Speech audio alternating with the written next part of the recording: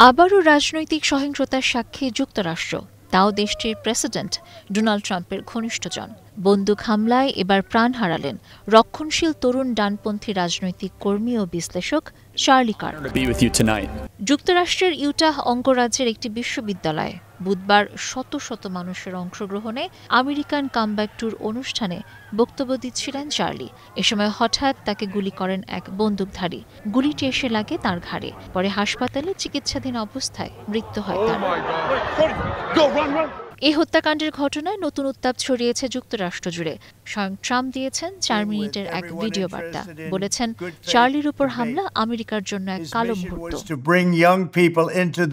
চার্লিকে গুলির মুহূর্তটি ধরা পড়ে অনুষ্ঠানে অংশগ্রহণকারীদের মোবাইল ফোনে।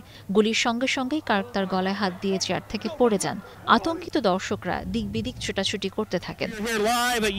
গুলির কিছুক্ষণ আগেই তাকে যুক্তরাষ্ট্রে বন্দুক হামলা নিয়ে এক দর্শক প্রশ্ন করেন।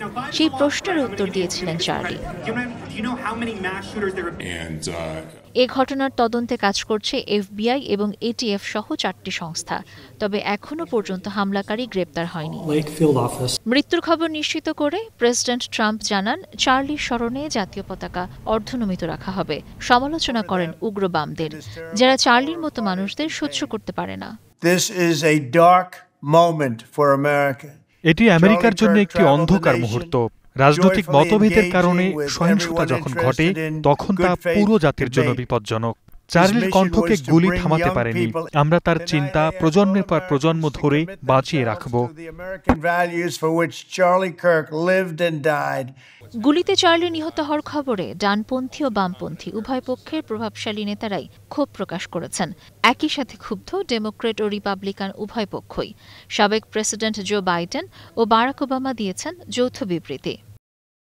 31 বছর বয়সী চার্লি কার্ক ছিলেন টার্নিং পয়েন্ট ইউএসএর সহ-প্রতিষ্ঠাতা। এটি যুক্তরাষ্ট্রের রক্ষণশীল তরুণদের সবচেয়ে বড় সংগঠন। প্রেসিডেন্ট নির্বাচনে ট্রাম্পের তরুণ ভোটারদের সমর্থন আদায়ে বড় ভূমিকা রয়েছে তার। তরুণদের মধ্যে তার জনপ্রিয়তা ছিল তুঙ্গে। তিনি ছিলেন মিডিয়া ব্যক্তিত্ব। সামাজিক যোগাযোগ মাধ্যম এক্সে তার অনুসারীর সংখ্যা 53 লাখ। যুক্তরাষ্ট্রে রাজনৈতিক সহিংসতা ক্রমশই বাড়ছে।